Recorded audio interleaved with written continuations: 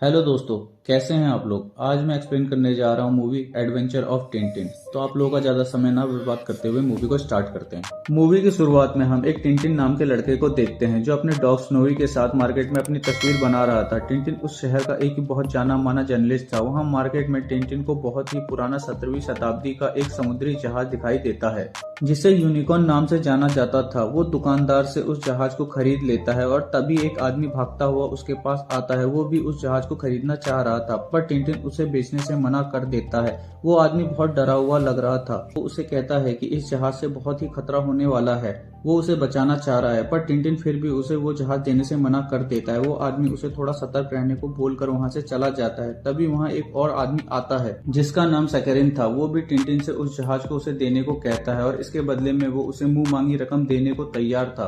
पर टिंटिन कहता है कि ये जहाज उसने बेचने के लिए नहीं खरीदा है और वो वहाँ से चला जाता है। घर आकर टिंटिन इस सोच में था कि सभी लोग उस जहाज के पीछे क्यों पड़े हैं। वो उस जहाज को एक टेबल पे रख देता है और अपना मैग्नीफाइंग ग्लास ढूंढने लगता है। तभी उसके घर में बाहर से एक कैट आ जाती है और स्नोई उस पर झपटने लगता है जिसकी वजह से वो जहाज वहां से गिर जाता है और टूट जाता है।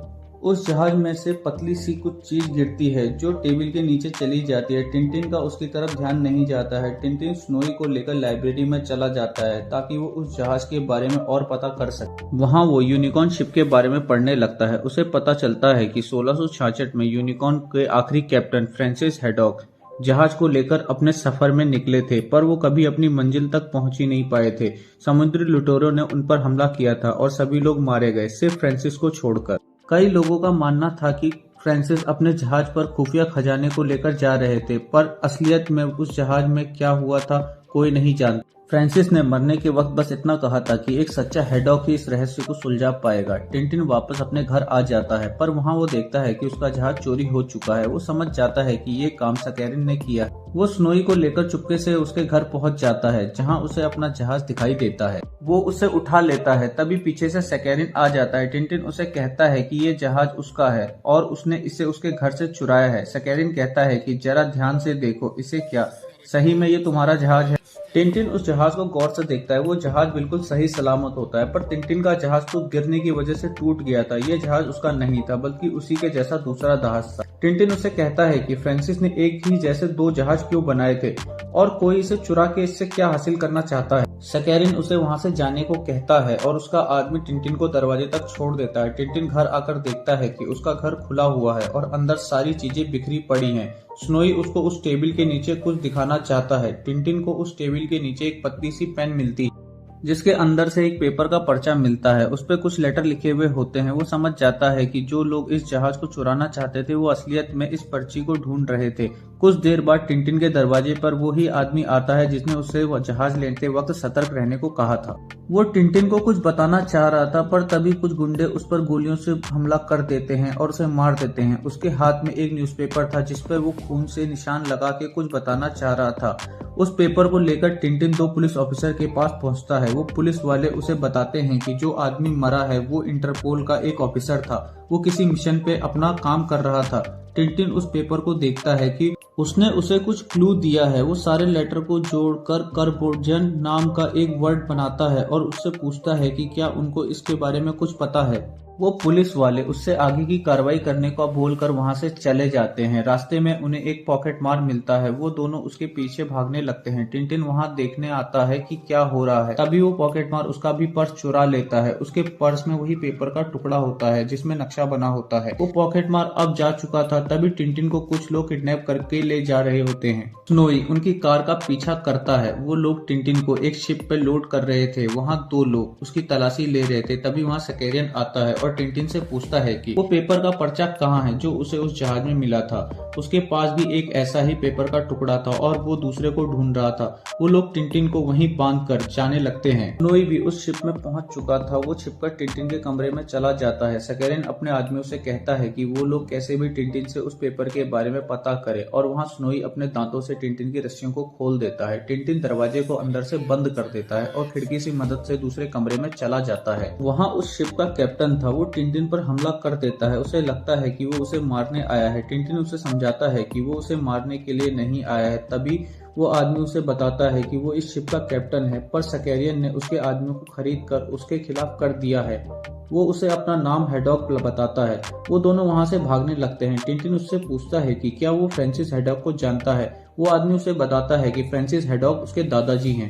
टिंटिन उनसे पूछता है कि यूनिकॉर्न के राज के बारे में उन्हें कुछ पता है। हैडॉक कहता है कि यूनिकॉर्न के बारे में केवल वो जानता है। उसके दादाजी ने मरने से पहले उसे सब कुछ बता दिया था, पर उनके मरने के बाद वो उनके गम को भुलाने के लिए वो बहुत शराब पीने लगा, जिसकी वजह से उनकी कोई भी बातें उसे अब याद नहीं है। टिंटिन उससे पूछता है कि उसकी फैमिली में कोई तो होगा जिसे ये बातें पता होंगी। वो कहता है कि उसके दादा के 3 बेटे थे और उन तीनों में से सिर्फ एक ही बेटे का वंश आगे बढ़ा, जो कि वो है, और कोई नहीं है उसकी फैमिली में। टिंटिन उसे कहता है कि वो समझ गया सकैरियन क्या चाहता है। उस पेपर के टुकड़े में उसने पढ़ा था कि जब 3 यूनिकॉर्न मिलेंगे तब उन्हें खजाना मिलेगा। मतलब फ्रांसिस ने 2 नहीं 3 यूनिकॉर्न शिप की मॉडल बनाए थे। एक सकैरियन के हाथ लग चुकी है, एक उसके पास थी और तीसरी की तलाश में वो अभी जा रहा है। टिंटिन छुपते हुए शिप के रेडियो रूम में पहुंचता है, जहां उसे बगार नाम की एक जगह के बारे में पता चलता है। सकैरियन बगार जा रहा था, शायद वही यूनिकॉर्न का तीसरा मॉडल है।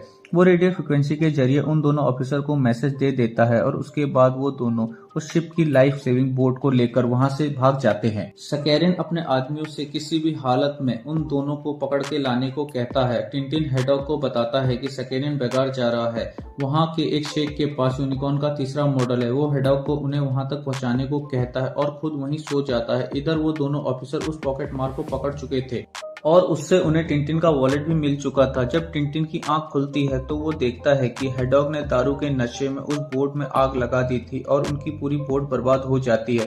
टिंटिन कहता है कि अब वो लोग फंस चुके हैं, वो बहुत जल्द मरने वाले हैं। तभी एक सी प्लेन उन्हें अपनी ओर आता दिखाई देता है, पर ये प्लेन उन्हीं लोगों का था जो उन्हें मारने आए थे। टिंटिन अपनी गन निकाल लेता है और उससे उस प्लेन को शूट कर देता है, जिससे वो प्लेन खराब होकर वहीं लैंड हो जाता है। वो छुपते हुए जाकर उन गुंडों से वो प्लेन को अपने हाथों में ले लेता है। सारे उसमें बैठ जाते हैं और टिंटिन उसे उड़ाता हुआ बेगार की तरफ बढ़ जाता है। बहुत जल्द वो लोग सकैरियन की शिप से भी आगे निकल जाते हैं, पर एक तूफान की वजह से उनका प्लेन एक रेगिस्तान में क्रैश हो जाता है। उस रेगिस्तान में वो लोग बहुत देर भटकते रहते हैं। हैडॉक का गला सूख रहा था, वो बिल्कुल पागलों की तरह हरकतें करने लगा था। टिंटिन उसे संभालने की कोशिश कर रहा होता है। तभी हैडॉक उसे बताने लगता है अपने दादा की कहानी कि कैसे वो अपनी यूनिकॉर्न जहाज को लेकर जा रहे थे। तभी बीच समुद्र में कुछ पायरेट ने उन पर हमला कर दिया था। फ्रांसिस उन सबसे बहुत बहादुरी के साथ लड़ते हैं, पर वो बहुत ज्यादा थे। उसके सारे लोग उसमें मारे जाते हैं। वहाँ फ्रांसिस उन पायरेट्स के मेन हेड को देखते हैं। वो एक घोस्ट आत्मा की तरह उसकी तरफ बढ़ रहा होता है। तभी हैडॉक भूल जाता है कि वो क्या बता रहा था। टिंटिन उसे याद कराने की कोशिश करता है, पर वो प्यास के मारे वो वहीं पर बेहोश हो जाता है। वहाँ रात में कुछ लोग आते हैं जो उन्हें उठाकर ले जाते हैं। अगली सुबह टिंटिन वहीं पास के गांव में होता है। वहाँ वो हैडॉक को वो बातें फिर से याद करने को कहता है। हैडॉक को अब सब कुछ याद आ गया था। वो बताने लगता है कि उन पायरेट्स के हेड का नाम रेड रैकम था, जिसने फ्रांसिस को बंदी बनाकर यूनिकॉर्न के खजाने को ढूंढ दिया था। पर फ्रांसिस भी हार मानने वालों में से नहीं थे। उसने बारूद से पूरे यूनिकॉर्न को उड़ा दिया था और सारा खजाना समुद्र में डूब गया था। पर उसमें से कुछ वो अपनी कैप में बचा लेता है, जिसकी तलाश सकैरियन कर रहा है और वो उसी रेड रैकम का वंशज है, इसीलिए वो हैडॉक के पीछे पड़ा हुआ है। इसके बाद वो दोनों बेगार के लिए निकल जाते हैं। वहाँ उन्हें वो ही दोनों ऑफिसर मिलते हैं जो अपने साथ टिंटिन का वॉलेट लेकर आए थे। उसमें वो पेपर का टुकड़ा बिल्कुल सही सलामत था। वहाँ के शेख के महल में आज एक प्रोग्राम होने वाला था, जहाँ एक लेडी अपनी सुरीली आवाज में गाना गाने वाली थी और उसी के साथ सकैरियन भी आया हुआ था। वो यूनिकॉर्न का तीसरा मॉडल वहीं एक बुलेट प्रूफ गिलास में बंद था। उस लेडी की आवाज बहुत हाई पिच तक जा सकती थी, जिसकी वजह से वहाँ के सारे गिलास टूटने लगते हैं। वो बुलेट प्रूफ गिलास भी टूट जाता है और सकैरियन अपने ईगल को उस शिप से वो पेपर लाने को भेजता है और वहाँ के सारे लोग का ध्यान टिंटिन की तरफ करवा देता है कि वो चोरी करने यहाँ आया है। इधर उसके गुंडे हैडॉक से भी उसके पेपर का टुकड़ा छीन लेते हैं। अब तीनों पर्चियां सकैरियन के पास थी। वो वहाँ से कार में बैठकर भागने लगता है और टिंटिन एक बाइक से उनका पीछा करते हैं और बहुत जल्द टिंटिन उससे वो पर्ची छीन लेता है और बीच में ही हैडॉक गिर जाता है और ईगल उस पर्ची को लेकर भागने लगता है। किसी तरह टिंटिन कूदकर उस पर्ची को पकड़ने लगता है, पर सकैरियन ने हैडॉक और स्नोवी को पकड़ लिया था। वो उनके बदले में ईगल को छोड़ने को कहता है। टिंटिन उन्हें पानी में फेंक देता है। टिंटिन ईगल को छोड़कर उन दोनों को बचाने के लिए पानी में कूद जाता है। अब उनके हाथों से वो पर्ची और सकैरियन दोनों जा चुके थे। तभी टिंटिन को एक आइडिया आता है। वो इंटरपोल को सकैरियन की शिप के बारे में बता देता है, जिसकी मदद से वो अब भी उस तक पहुंच सकते थे। सकैरियन अपने पोर्ट में पहुंचकर आगे की ओर जाने की तैयारी कर रहा था। हैडॉक एक क्रेन की मदद से उसको उसकी कार के साथ ही उठा देता है। इंटरपोल की पुलिस भी पहुंच चुकी थी, पर सकैरियन अपने आप को किसी तरीके से वहां से छुड़ा लेता है। वो एक दूसरे क्रेन में बैठकर हैडॉक पे हमला करके उसे वहां से नीचे गिरा देता है। सकैरियन उन 3 पर्चियों को जलाने वाला होता है, क्योंकि वो हैडॉक को बर्बाद करना चाहता था। पर तभी टिंटिन आकर उसके हाथों से वो पर्चियां छीन लेता है और उसके बाद सकैरियन को इंटरपोल की पुलिस अरेस्ट कर लेती है। हैडॉक उन तीनों पर्चियों को मिलाकर खजाने का पता ढूंढता है। फ्रांसिस के पुराने बंगले में पहुंचता है, जहां हैडॉक ने अपना बचपन बिताया था। उस घर के बेसमेंट में दीवार के पीछे एक रूम था, जहां एक ग्लोब के अंदर फ्रांसिस की कैप में बहुत सारा खजाना रखा हुआ था। वो दोनों बहुत खुश हो जाते हैं। टिंटिन उस पर्ची को हैडॉक को दिखाकर कहता है कि इसमें एक और खजाने का क्लू है और जहां 400 किलो सोना रखा हुआ है। और वो दोनों अपने अगले सफर के लिए तैयार हो जाते हैं और यहीं पे ये मूवी खत्म हो जाती है। दोस्तों, अगर आपको मूवी पसंद आई हो तो वीडियो को लाइक और चैनल को सब्सक्राइब कर दीजिए, ताकि हम आपके लिए ऐसी वीडियो आगे भी बनाते रहें।